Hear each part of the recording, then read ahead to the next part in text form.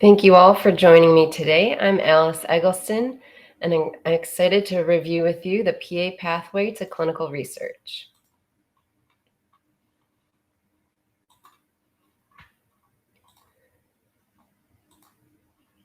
So today I'll share with you my experience as a PA in clinical research and why this work is important. I'll share some of my own research on the roles and responsibilities that PAs have in clinical research and provide guidance to those of you who are interested in becoming involved in clinical research as a PA. I hear all the time, I didn't know PAs could do research, or can PAs work in research? And the answer is definitely yes. So I'm excited to show you how.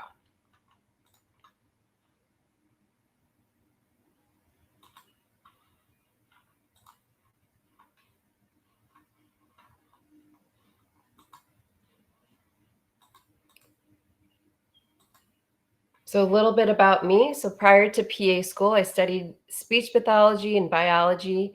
I didn't know exactly what I wanted my future to look like. So I'm glad you're here and taking your time to consider what you're wanting out of your career and if a research path as a PA aligns with what you're looking for and what you're passionate about. After undergrad, I took an entry-level research assistant position at the Alzheimer's Center at Rush University of Chicago. And that was my first experience learning that a research career was not just sitting in a sterile lab or behind a microscope or staring at spreadsheets and graphs all day. As a research assistant, I was interviewing patients, taking vitals, conducting memory and physical function assessments, collecting data and conducting data entry, and learning how to follow research protocols. I was interacting with patients, and what got me very excited about research was that I was a part of a team that was advancing science and exploring new parts of the human body that we didn't quite understand well. PA schools heavily evaluate your hands-on clinical experience in your PA school applications. So my research role was great for learning skills that were relevant to becoming a good PA, communicating with patients and a healthcare team, handling difficult situations and thinking critically towards solutions, explaining complicated concepts in simple terms, and learning the importance of documentation, all skills that directly translated later into my practice as a PA.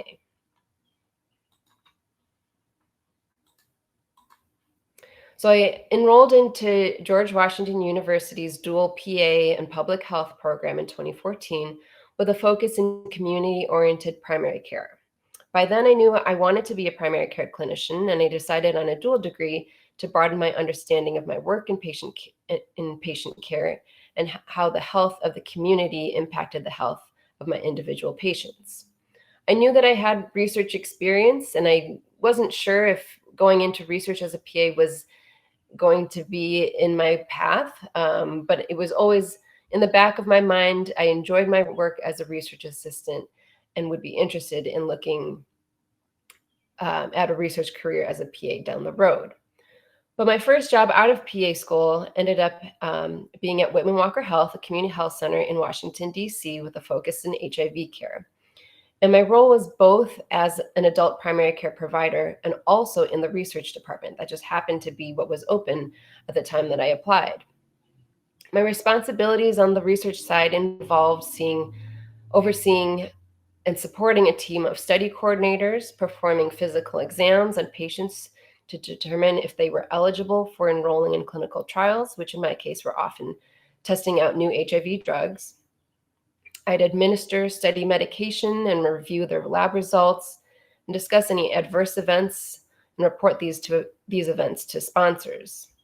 It was a rewarding experience being involved in cutting-edge medicine, advancing treatment and prevention options for patients living with HIV, or prevention options for HIV. I also felt it made me a better primary care provider because I was aware of and directly involved in the latest HIV research. It was a rewarding and meaningful experience for 6.5 years. But in 2020, my family ended up moving to Chicago for personal reasons, and I landed a position at a clinical research organization called Atlantia Clinical Trials. Here, I pivoted away from primary care and was managing solely research patients. I was involved in starting up studies looking at how food impacts health and the microbiome, reviewing eligibility criteria, and managing patients in control and intervention groups of the clinical trials, while remaining blinded to which arm they were randomized to in order to prevent bias in my assessments. I was the sole clinician on site for the group and functioned as the go-to for any clinical needs of the patients enrolled in our trials. While I found that role translated well with my skill set, I was eager to return to a role in community health, focusing on underserved populations and public health. So I continued on in a different research capacity. So I now work as a clinical research investigator at an organization called Alliance Chicago, which is a health center controlled network which hosts the electronic health records for community health centers across the country. In this role, I lead research studies involving health center patients and providers. I work closely with the data team, which procures health data from our data warehouse. I support health centers to implement research studies related to primary care issues at their sites. And I'm also involved in dissemination of research, writing manuscripts, and presenting our work at conferences. I've been honored to work in so many different capacities of research as a PA, and each stage of my career has been transformative and eye-opening for me, which is why I have loved my career as a research PA. I'm constantly growing and learning new skills while maintaining my perspective on research as a clinician.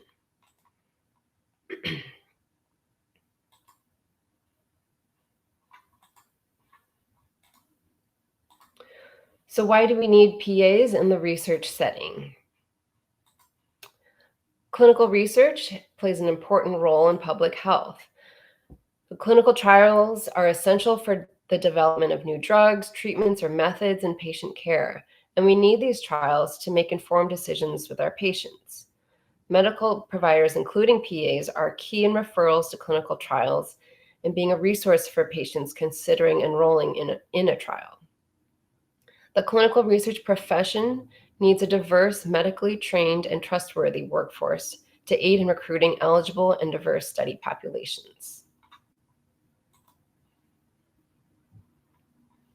So what kind of research can PAs be involved in?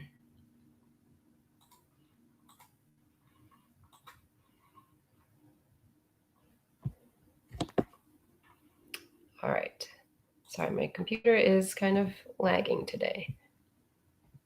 So in 2001, while I was working at Atlantia, I was awarded the AAPA PAEA Research Fellowship, and my area of interest was in researching the researchers. Given my personal experience as a PA in research, I knew there were others out there with roles similar to mine, but it was difficult to find out more about them, and that needed to change.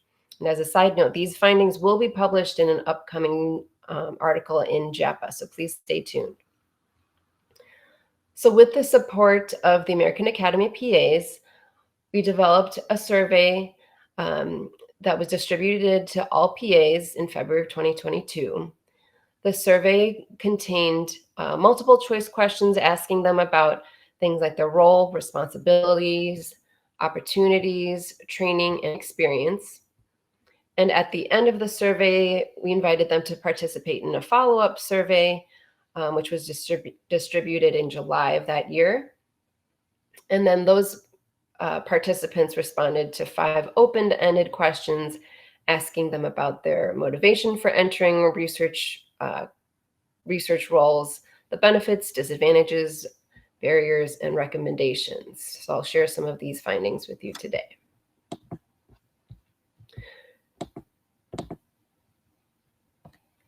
So almost 12,000 PAs completed that salary survey in 2022.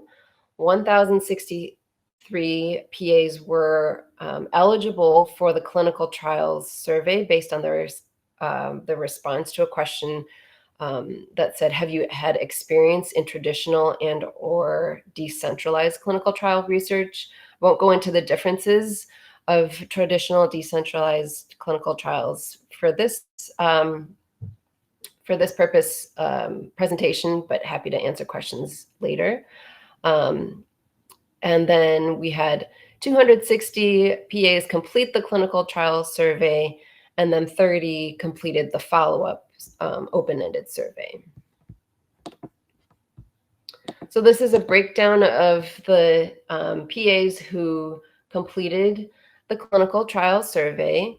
And I was interested in breaking up the population, looking at PAs who did have prior research experience, so research experience prior to becoming a PA, and also those working in research who did not have research experience prior to becoming a PA. But as you can see, it is a heavily female, white population in this cohort, not that different from the PA profession as a whole, although we know that is changing. All right. Oops. I'm sorry. The slides this is not how my end looks, but so this is supposed to say 27% of these PAs who were involved in clinical trials said that they were involved in the past but do not wish to work in clinical trials in the future. 36% of them said that they are currently working in clinical trials research. And then this is, the blue, dark blue is supposed to say, I was involved in the past and I'm interested in working in clinical trials in the future. So that one's 38%. So pretty evenly distributed among the participants in this group.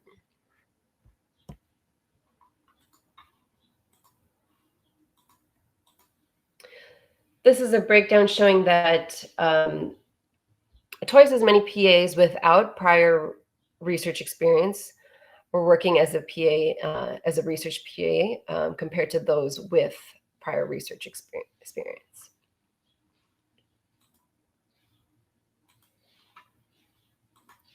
These were the top specialties reported by these research PAs in terms of what their clinical trial research aligns with. So you can see the most popular one was hematology and oncology, but obviously there are many other disciplines that involve research PAs. So my personal experience has been in internal medicine topics, infectious disease. I worked on some GI studies, looking at the microbiome. So there are always opportunities, no matter what field you end up in.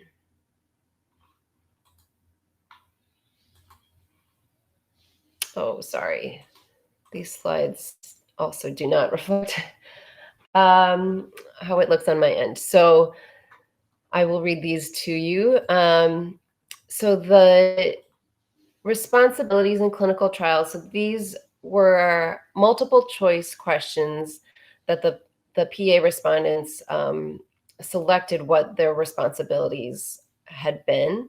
And so this graph is ranking, what are the most popular ones. And these responses could have been whether they conducted these tasks in their research roles prior to becoming a PA or once they became a PA.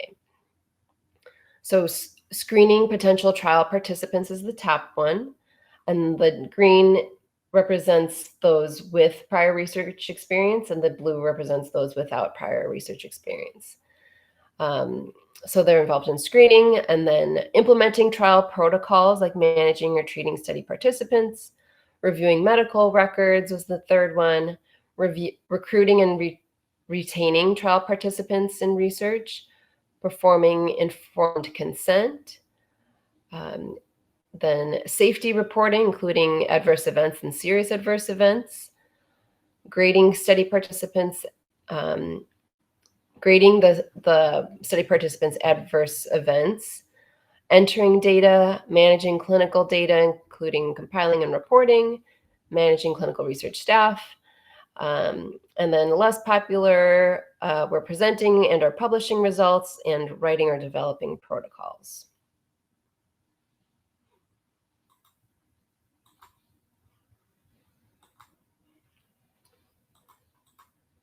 these are the roles that the PAs indicated they were involved in.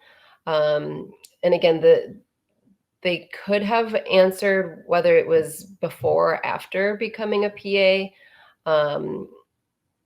My experience and my impression is that a lot of those who reported they were study coordinators occurred prior to becoming a PA. But typically, as you can see here, PAs in the blue are reporting that they are sub-investigators. Some do work as PI, principal investigators, or co-principal investigators. Those who were in the other category had the opportunity to write in responses. So they said that they were involved in pharmaceutical industry roles or contract research organizations. Some did list their roles prior to becoming a PA, like being a research assistant. So tips for becoming a research PA.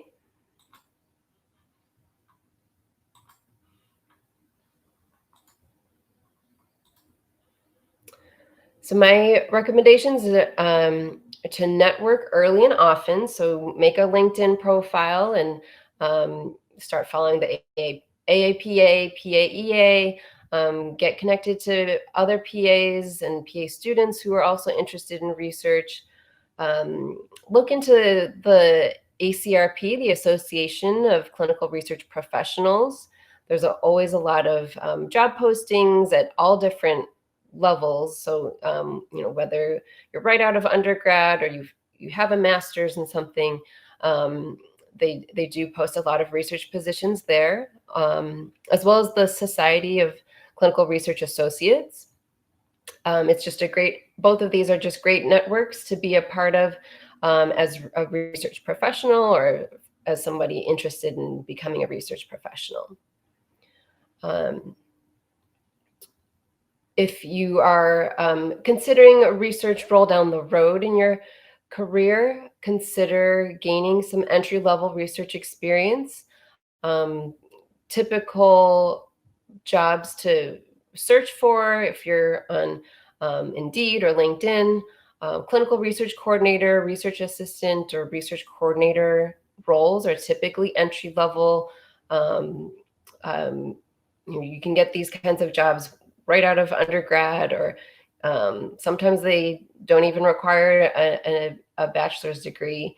But it's, again, a great way to just get your foot in the door and down the road as a PA, to be able to say that you had research experience is always a huge benefit.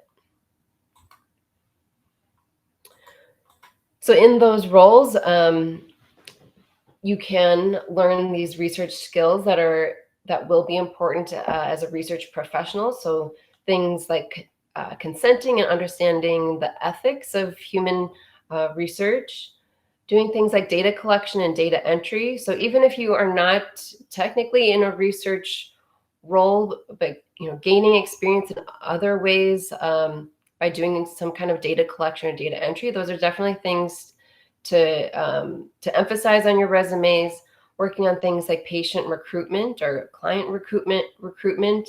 Those are all very translatable into research. Adhering to protocols. Research protocols are extremely important to make sure that the protocols are conducted the same way across the board.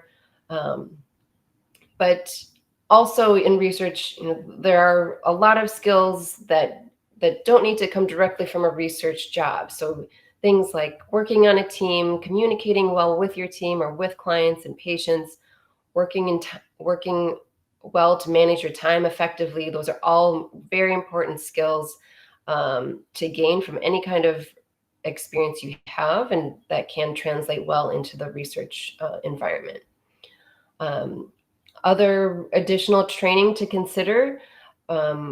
When you do work in clinical research, there are certain certifications that you have to maintain, such as a human research protection training or good clinical practice. There's a lot of resources out there that provide these trainings for free or at low cost. So if you're looking to have something on your resume that you don't, if you don't have experience yet, at least try to be familiar with these trainings and try to get one on your resume.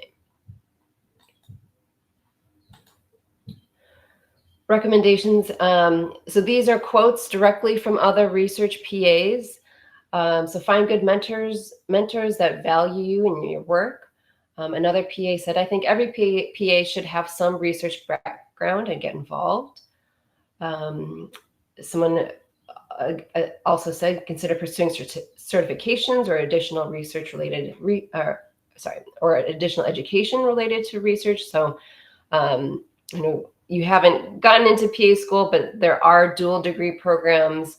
There's doctorate programs, PhD programs, but as evidenced by the PAs who participated in that survey, not everybody had doctorate level education. I have master's level, so it is still possible even without a doctorate degree.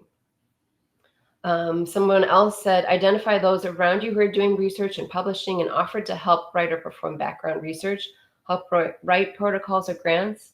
Involvement at small levels eventually can translate into significant contributions. So to conclude, PAs are essential contributions to the clinical research workforce. And again, I'm so happy to see that you all are here and you're interested in combining your clinical experience as a PA into research. PAs in clinical trial settings have broad skills, abilities, and experiences. And finding a PA career path in clinical research has been very rewarding to me, and it has been very rewarding to the other research PAs I know. So it definitely is possible. So with that, I'll take any questions. I'll leave my contact information here if anyone would like to email me directly after the presentation.